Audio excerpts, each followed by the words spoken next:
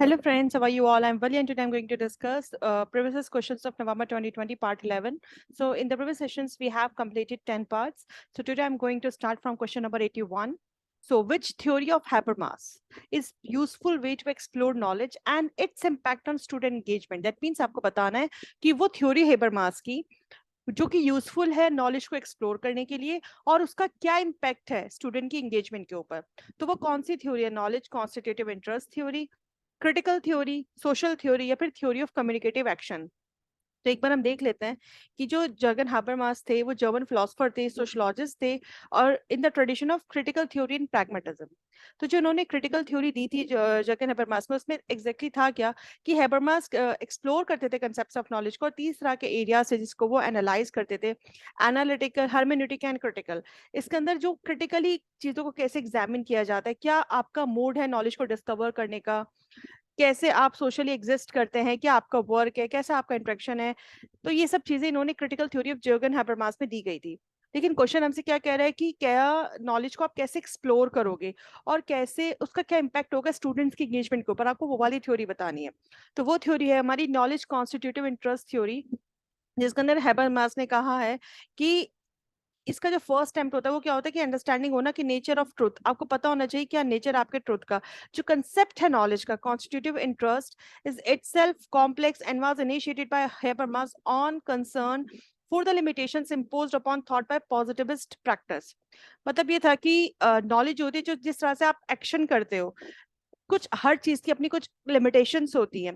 Positively आप किस चीज को प्रैक्टिस कर रहे हो। Habermas was concern with knowledge that can truly Orient action, वो नॉलेज जिसका अपना कोई एक ओरिएंटेशन हो, जिसका अपना कोई एक ओरिएंट एक्शन हो। In other words, Habermas wanted a profound and radical integration of theory and practice, क्योंकि ये थ्योरी की बात भी करते थे और प्रैक्टिस की बात भी करते थे। सेल्फ रिफ्लेक्टिव था इनके हिसाब से, ये आर्ग्यू करते थे कि सेल्फ रिफ्लेक्ट होना बहुत इंपॉर्टेंट है, चीजों के बारे में सोचना, दैट मीन्स नॉलेज के बारे में सोचना। तो इस क्वेश्चन का जो एग्जैक्ट आंसर है वो आया आपका नॉलेज कॉन्स्टिट्यूटिव इंटरेस्ट थ्योरी। जबकि सोशल थ्योरी सोशल इंटरेक्शन के बारे में कहीं ना कहीं बात करती है। थ्योरी ऑफ कम्युनिकेटिव एक्शन कि आप किस तरह से कम्युनिकेट करते हैं अपनी सोसाइटी में मूव करने के लिए, अपनी सोसाइटी के नॉर्म्स को फॉलो करते हुए, चीज़ों को अंडरस्टैंड करते हुए आप कैसे लोगों के साथ कम्युनिकेट करते हैं, कैसे आप अपना उनके साथ एक अंडरस्टैंडिंग स्टैब्लिश करते हैं। तो ये बात कही गई थी थ्योरी ऑफ कम्युनिकेटिव एक्शन में। तो अकॉर्डिंग टू क्वेश्चन आंसर है आपका knowledge constitutive interest theory. Next question, very important question. ये पूरा क्वेश्चन आपका किससे बेस्ड है? इंटेलिजेंस पे बेस्ड है। और इंटेलिजेंस में क्या दिया गया है? लिस्ट 1 लिस्ट 2 आपको दिए गए हैं, जिसके अंदर मल्टीपल फैक्टर थ्योरी है, स्ट्रक्चर ऑफ इंटेलेक्ट मॉडल है, theory of multiple intelligence and emotional intelligence theory. तो इसके बारे में मैंने गिवन किया है, ये देखिए। जो हमारी फैक्टर थ्योरीज है इंटेलिजेंस के अंदर, ये सारी गिवन है। चार्ल्स पियरने ने मैन ने हमें 2 फैक्टर थ्योरी दी है। एल थर्स्टन ने माइक्रो फैक्टर ऑफ इंटेलिजेंस दी है। जेपी गिलफर्ड ने 3D मॉडल या फिर एसओआई मॉडल दिया गया है इंटेलिजेंस का। और हार्वर्ड गार्डनर ने हमें क्या दिया? Theory of multiple intelligence. तो इसके बेसिस पर आपका क्वेश्चन बहुत आसानी से सॉल्व हो जाते हैं। Structure of intellect model JP Guilford, theory of multiple intelligence होता है हमारा हार्वर्ड गार्डनर का, इमोशनल इंटेलिजेंस थ्योरी होती है आपकी डैनियल गॉलमैन की, और जो मल्टीपल फैक्टर थ्योरी है वो है आपकी थर्स्टन की। तो इसके अकॉर्डिंग आपका आंसर 1 इज करेक्ट है। नेक्स्ट क्वेश्चन है हमारा, यहाँ पे आपको मॉडल्स गिवन है लिस्ट 1 में एंड लिस्ट 2 में इनका डिस्क्रिप्शन गिवन है। देखो मॉडल्स का जो नेम है ना, उसी के बेसिस पर बहुत आसानी से इनको आंसर निकाल सकता है। क्वेश्चन क्या है? कॉम्पिटेंसी बेस्ड, कॉम्पिटेंसी की बात की जा रही है, दैट मीन्स प्रोफिशिएंसी की बात की जा रही है। बच्चे प्रोफिशिएंट होते हैं, जब बच्चे कॉम्पिटेंट होते हैं, प्रोफिशिएंट होते हैं, participants become proficient through demonstrating mastery. ये आ जाएगा आपका कॉम्पिटेंसी बेस्ड। बिहेवियरिस्टिक, बिहेवियरिस्टिक की बात की जा रही है, दैट मीन्स हमारे पास ऑप्शन है principle of operant conditioning used for teachers training. That means teachers training में किस चीज का प्रिंसिपल यूज किया जा रहा है? ऑपरेंट कंडीशनिंग का। और ऑपरेंट कंडीशनिंग ये सब जो थी हमारी किसने दी थी? ये सब बिहेवियरिस्ट की दी हुई हैं। तो यहाँ आपका अपने आप ही आंसर आपका सॉल्व हो जाता है। फिर आता है इंक्वायरी ओरिएंटेड, जब आप इंक्वायर कर रहे हैं, दैट मीन्स आप इन्वेस्टिगेट कर रहे हैं, क्वेश्चंस पुट अप कर रहे हैं। यहाँ क्या आता है आपका? पार्टिसिपेंट्स एक्सप्लोर करते हैं एकेडमिक कंटेंट को by posing an investigating question. So this is called inquiry oriented. तो इसके बेसिस पे आपका answer first is your correct answer according to your UGC NET answer की।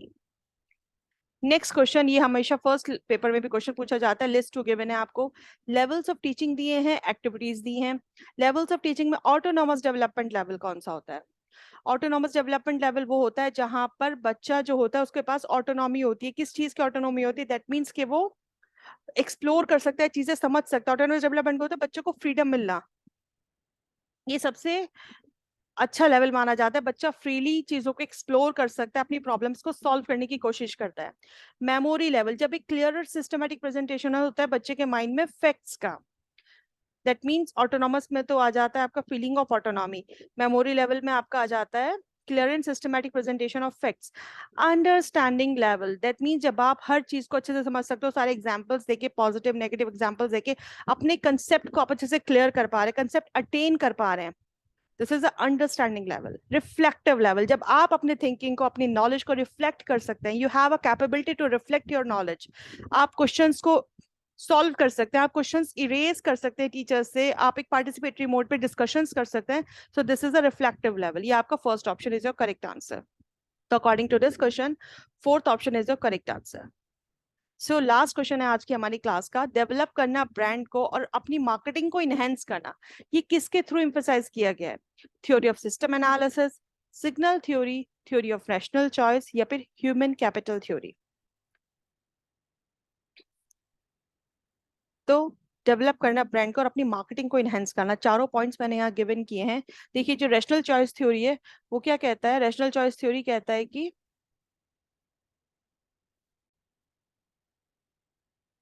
रैशनल चॉइस थ्योरी क्या कहलाता है कि आप रैशनली, लॉजिकली चीजों को सिलेक्ट करते हैं अपने आउटकम को अच्छा करने के लिए। पर्सनल ऑब्जेक्टिव्स आप बनाते हैं।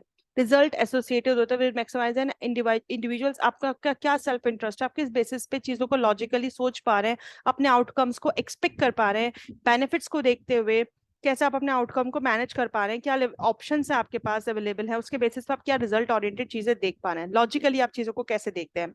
फिर आता है आपका थ्योरी ऑफ सिस्टम एनालिसिस। आप, ये एक ब्रॉड डिस्क्रिप्टिव थ्योरी होती है, अलग अलग लेवल पे लेवल्स ऑफ पॉलिटिकल सिस्टम किस तरह से आपस में इंटरेक्ट करता है, किस तरह से आपका सिस्टम आपस में एक दूसरे के साथ इंटरेक्ट करता है, उसको एनालाइज करना, ये कहलाता है हमारा theory of system analysis. Next है सिग्नल थ्योरी। सिग्नल थ्योरी क्या होती है? Signalling occurs when a person in the market who has information that others do not have. वो पर्सन मार्केट के अंदर जिसको मार्केटिंग करने की स्किल्स आती है और जो नॉलेज सिर्फ उसके पास है वो औरों के पास नहीं है, जिसके बेसिस पे वो डिफरेंट मार्केटिंग स्किल्स यूज करके अपनी मार्केटिंग को इनहेंस कर रहा है, ब्रांड बना रहा है। That means known as an insider triggers, कि किस तरह से चीजों को बेचना है, कैसे खरीदना है, अपने ब्रांड को कैसे डेवलप करना है, किस स्किल्स के बेसिस पे वो ये सब काम कर रहा है। This is called signal theory. तो अकॉर्डिंग टू योर क्वेश्चन आपका आंसर हो जाएगा हमारा signal theory.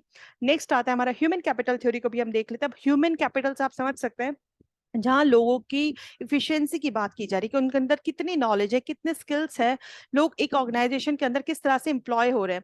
The role of human capital is widely discussed in economic development, productivity analysis, innovation, public policy and education. तो ये बात करता है हमारा ह्यूमन कैपिटल थ्योरी।